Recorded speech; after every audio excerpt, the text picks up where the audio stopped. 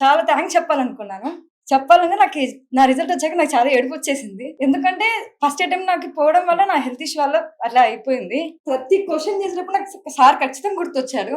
71% నేను పాస్ అయ్యాను. నేను రిజల్ట్ నాకు కారణం అంతా నాకు సారే. సార్ చాలా చాలా సపోర్టివ్‌గా ఉన్నారు. Sir and madam. ఇక్కడ ఉన్న ఫ్యాకల్టీ కూడా నాకు చాలా సపోర్టివ్‌గా ఉన్నారు. ట్రాన్స్‌కోడ్‌ని అయితే అసలు మంచిగా సజెస్ట్ చేస్తాను. నా పేరు నాగలక్ష్మి. నాకు 81% వచ్చింది. మాకు సార్ ఎట్లా ట్రైనింగ్ ఇచ్చారంటే, రేపు ఎగ్జామ్ ఉందన్నప్పుడు మాకు ఈరోజు మార్నింగ్ నుంచి నైట్ వరకు క్లాస్ తీసుకొని మొత్తం అన్ని క్లియర్గా ఎక్స్ప్లెయిన్ చేశారు. ఒక క్వశ్చన్ ఎట్లా అటెంప్ట్ చేయాలి, ఒకవేళ రాకపోతే ఆ క్వశ్చన్ మీదే పట్టుకుని ఉండకుండా ఇమీడియట్గా సెకండ్ క్వశ్చన్కి వెళ్ళిపోయినట్టు అన్ని సిరీస్ని ఒకసారి టచ్ చేసి ఏవైతే డౌట్ ఉన్నాయో ఫ్లాగ్ చేసుకోమని. అండ్ ఇంకోటి మెయిన్ మాకు అక్కడ ఎగ్జామ్లో ఇంటర్ఫేస్ ఎట్లా ఉంటుందో కూడా ముందుడేనే మాకు ఇక్కడ వేసి చూపించారు. అక్కడ ప్రాక్టర్స్ హెల్ప్ లేకుండానే మేము చాలా ఈజీగా ఎగ్జామ్ స్టార్ట్ చేయగలిగాము. Coming to fake Madhusudan sir and fake AAPC members, ఇది ట్రాన్స్కోడ్ ఏఏపీసీ అప్రూవ్డ్. మీరు చెప్పేదంతా కాదు.